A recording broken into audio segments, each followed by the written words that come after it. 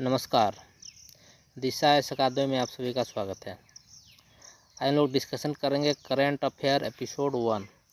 ये सभी प्रश्न यूपीएससी प्री 2025 और 2024 में आयोजित की जाने वाली सभी परीक्षाओं के लिए महत्वपूर्ण है। चाहे आप UK PCS, UP PCS, MP PCS, RPSC, BPSC, जो भी परीक्षा आप 2024 में देने वाले हैं और जिसमें हाई लेवल के प्रश्न पूछे जाते हैं, उन सभी परीक्षाओं के लिए प्रश्न अत्यंत ही महत्वपूर्ण होने वाले हैं। तो आपसे रिक्वेस्ट रहेगा कि आप वीडियो को पूरा देखिए और पूरा देखने के बाद यदि आपको क्वेश्चन अच्छा लगे, आपको लगता है कि इन प्रश्नों से आपकी तैयारी अच्छी हो सकती है, तो जब वीडियो को लाइक शेयर और सब्सक्राइब से कर लो और बेल आइकन को प्रेस करिए ताकि इस प्रकार की वीडियो का नोटिफिकेशन आपको मिल सके। तो पहला प्रश्न है आज का, हाल ही में ग्रुप ऑफ 7 की 49वीं बैठक के दौरान संघर्षों को प्रभावित तरीके से रोकने की संयुक्त राष्ट्र की क्षमता पर सवाल उठाए हैं। इस संबंध में निम्न कथनों पर विचार करें। तो ग्रुप ऑफ 7 की जो बैठक हुई थी हाल ही में, तो भारत ने संयुक्त राष्ट्र का मुख्य उद्देश्य क्या है कि विश्व में होने वाले जो संघर्ष हैं उनको कम करना, युद्धों को रोकना। तो उसमें संयुक्त राष्ट्र जो है उसमें विफल हुआ, इसीलिए भारत जो है उस पर क्वेश्चनिंग कर रहा है। तो उसके संबंध में निम्न कथनों पर विचार करना है। इसमें जो पहला कथन है, संयुक्त राष्ट्र चार्टर पर 1945 में अलास्का में हस्ताक्षर किए गए थे। तो ये कथन आपका गलत है। क्यों गलत है? क्योंकि संयुक्त राष्ट्र चार्टर पर 1945 में तो हस्ताक्षर किए गए थे, लेकिन वो अलास्का नहीं था, वो सैन फ्रांसिस्को था। इसको आप ज़रा ध्यान रखेंगे, सैन फ्रांसिस्को में हस्ताक्षर किए गए थे, जिसके कारण पहला कथन आपका हो गया गलत। दूसरा कथन है, संयुक्त राष्ट्र चार्टर का अनुच्छेद 99 संयुक्त राष्ट्र के महासचिव को अधिकार देता है कि अंतर्राष्ट्रीय शांति और सुरक्षा को खतरे में डालने वाले किसी भी विषय को सुरक्षा परिषद के सामने लाए। बिल्कुल ये कथन आपका सही है। संयुक्त राष्ट्र चार्टर का जो अनुच्छेद 99 है, यह संयुक्त राष्ट्र महासचिव को यह अधिकार देता है कि वैसी स्थिति जहाँ अंतर्राष्ट्रीय सुरक्षा को खतरा है या कहीं संघर्ष खड़ा हो सकता है, तो ऐसी स्थिति में उस मामले को सुरक्षा परिषद के सामने लाए, क्योंकि सुरक्षा परिषद जो है संयुक्त राष्ट्र का सबसे शक्तिशाली अंग है। इसको आप ज़रा ध्यान रखेंगे। सुरक्षा परिषद में आपके 5 स्थायी सदस्य होते हैं, इसको भी आप ज़रा ध्यान रखेंगे। तो आपका कथन पूछा जाए उपरोक्त में से कौन से कथन सत्य हैं, तो इसका कथन नंबर 2 सिर्फ सत्य हो रहा है, तो ऑप्शन नंबर 20 प्रश्न का सही आंसर हो जाएगा। 1 का बी आपका करेक्ट आंसर हो गया, ऑप्शन नंबर बी। अगला प्रश्न की ओर बढ़ते हैं।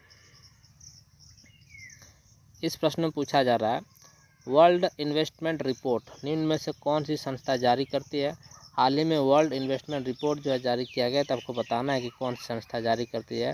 तो इसका सही आंसर हो जाएगा option number D, UNCTAD UNCTAD नामक जो संस्था है, ये जो है वर्ल्ड इन्वेस्टमेंट रिपोर्ट जारी करती है। ये प्रश्न भी अत्यंत ही महत्वपूर्ण है, आपसे परीक्षा में पूछा जा सकता है।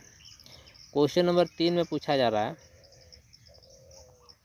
संयुक्त राष्ट्र के संबंध में निम्नलिखित में विचार करें।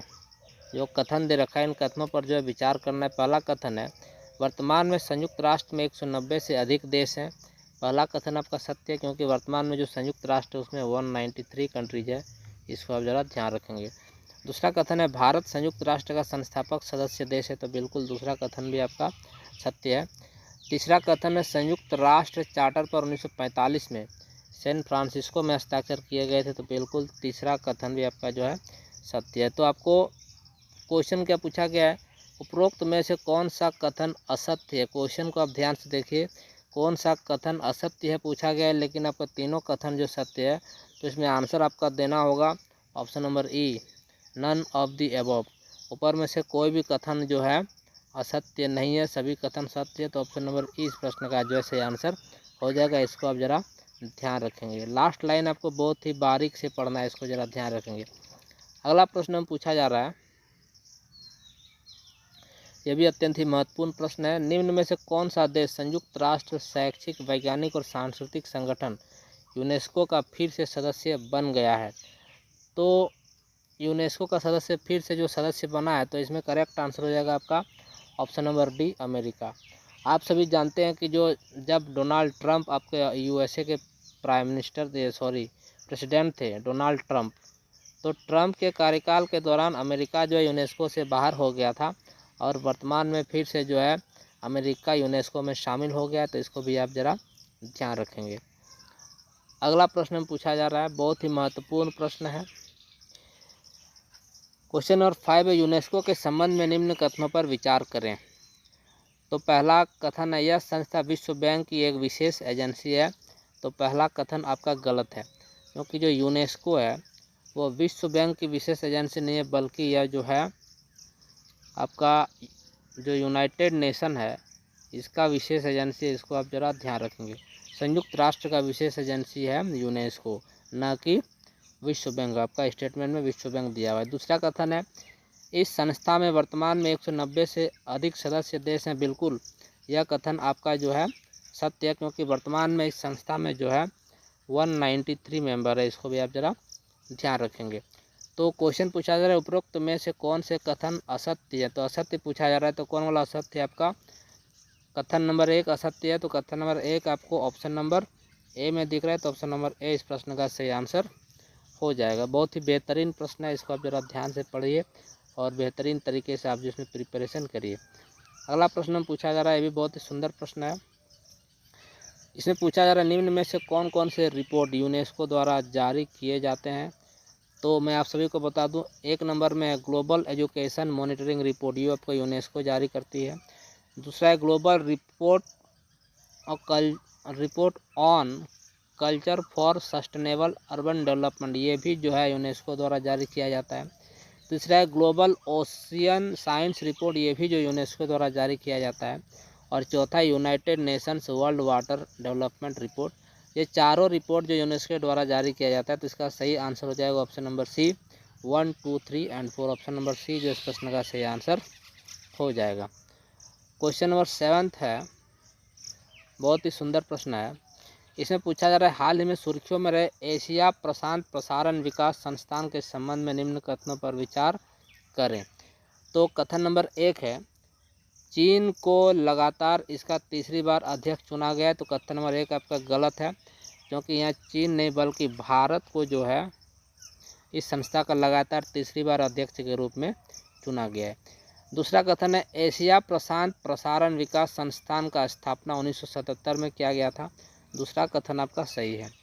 तीसरा कथन है, इसका मुख्यालय कुआलालंपुर में। बिल्कुल, तीसरा कथन भी आपका सत्य है। चौथा कथन है, इसमें भारत सहित 26 देश शामिल हैं। तो ये कथन भी आपका जो है सत्य है। क्वेश्चन में क्या पूछा जा रहा है, उपरोक्त में से कौन से कथन सत्य है पूछा जा रहा है। तो सत्य है आपका 2, 3 और 4। तो 2, 3 और 4 आपका ऑप्शन नंबर सी में दिख रहा है। तो ऑप्शन नंबर सी इस प्रश्न का जो है सही आंसर हो जाएगा। अगला क्वेश्चन नंबर 8 में पूछा जा रहा है। क्वेश्चन नंबर 8 भी बहुत ही महत्वपूर्ण है। इसमें पूछा जा रहा है, निम्न में से कौन सा देश संयुक्त राष्ट्र मानवाधिकार परिषद का सदस्य नहीं है। तो इस प्रश्न का सही आंसर है ऑप्शन नंबर डी, रूस। जैसे कि आप सभी जानते हैं, रूस ने जो है यूक्रेन पर अटैक किया था। रूस और यूक्रेन के बीच में लड़ाई चल रही है, जिसके कारण जो संयुक्त राष्ट्र मानवाधिकार परिषद से रूस को बाहर निकाल दिया गया था। और इसीलिए जो इस प्रश्न का सही आंसर हो जाएगा ऑप्शन नंबर डी, रूस। इन प्रश्नों को आप बढ़िया तरीके से तैयार कीजिए, आपको एग्जाम में और इसमें से जो है मदद मिल सकती है। अगला प्रश्न है आपका, हाल ही में संयुक्त राष्ट्र मानवाधिकार परिषद ने 15 नए सदस्य देशों का चुनाव किया है। इस संबंध में निम्न कथनों पर विचार करें। जो UNHRC है, इसने 15 नए सदस्य देशों का चुनाव किया। तो आपको बताना है इसमें से कौन से कथन जो है असत्य हैं, क्योंकि इसमें असत्य पूछा जा रहा है। तो कथन नंबर 1 है, यह संयुक्त राष्ट्र महासभा का एक सहायक अंग है। तो बिल्कुल ये कथन आपका सत्य है। दूसरा कथन है, इसका मुख्यालय पेरिस में है। तो यह कथन आपका गलत है, क्योंकि जो है इसका मुख्यालय जो है पेरिस में नहीं, जेनेवा में। इसको अभी आप ज़रा ध्यान रखें, इसका मुख्यालय जो है जेनेवा में है। तीसरा कथन है, वर्तमान में इसमें भारत सहित 50 देश हैं। तो जो है इसमें जो है पहला कथन आपका सत्य है। दूसरा कथन जो है गलत है, क्योंकि इसका मुख्यालय आपका जेनेवा में है। मैं अभी बता चुका हूँ, इसका मुख्यालय जो है जेनेवा में है। तीसरा कथन है, इसमें वर्तमान में भारत सहित 50 देश हैं। तो ये कथन भी आपका जो है गलत है, 50 देश इसमें नहीं है। इसको आप ज़रा ध्यान रखेंगे। चौथा कथन है, इसमें सदस्य बनने के लिए एक देश को कम से कम 97 वोट की आवश्यकता होती है। संयुक्त राष्ट्र मानवाधिकार परिषद में जो है सदस्य बनने के लिए इसमें कम से कम 97 वोट की आवश्यकता होती है, क्योंकि यह जो है इसका एक क्राइटेरिया, इसको पूरा करना पड़ता है। तो क्वेश्चन पूछा जा रहा है उपरोक्त में से कौन कौन से कथन असत्य कथन पूछा है, असत्य है, तो 2 और 3 आपका असत्य है। ऑप्शन नंबर सी इस प्रश्न का जो है सही आंसर हो जाएगा। अगला क्वेश्चन में पूछा जा रहा है, बहुत ही बेहतरीन प्रश्न है। संयुक्त राष्ट्र मानव अधिकार परिषद के संबंध में निम्न कथनों पर विचार करें। तो इसका पहला कथन है, इसमें सदस्य देशों का कार्यकाल 3 वर्ष के लिए होता है। तो बिल्कुल पहला कथन आपका सत्य है। पहला कथन जो है आपका, 1 मिनट। दूसरा कथन में पूछा जा रहा है, लगातार 2 कार्यकाल के बाद सदस्य तत्काल पुनः चुनाव के लिए पात्र नहीं होते हैं। बिल्कुल दूसरा कथन भी आपका सत्य है। तीसरा कथन है, इसके ब्यूरो में 5 सदस्य होते हैं।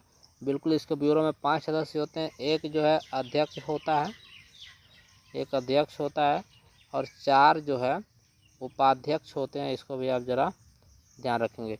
तो तीनों कथन सत्य है। क्वेश्चन में क्या पूछा जा रहा है, उपरोक्त में से कौन कौन से कथन असत्य कथन पूछा जा रहा है। तो इसमें से एक भी कथन असत्य नहीं है, तीनों कथन सत्य है। तो ऑप्शन नंबर डी जो इस प्रश्न का सही आंसर करेंगे। मेरा मित्रों 10 महत्वपूर्ण प्रश्न आज के सेशन में। कैसा लगा आपको सेशन, कमेंट सेक्शन में कमेंट करके बताइए। यदि आपको सेशन अच्छा लगा हो तो वीडियो को लाइक शेयर और सब्सक्राइब अवश्य करें। धन्यवाद।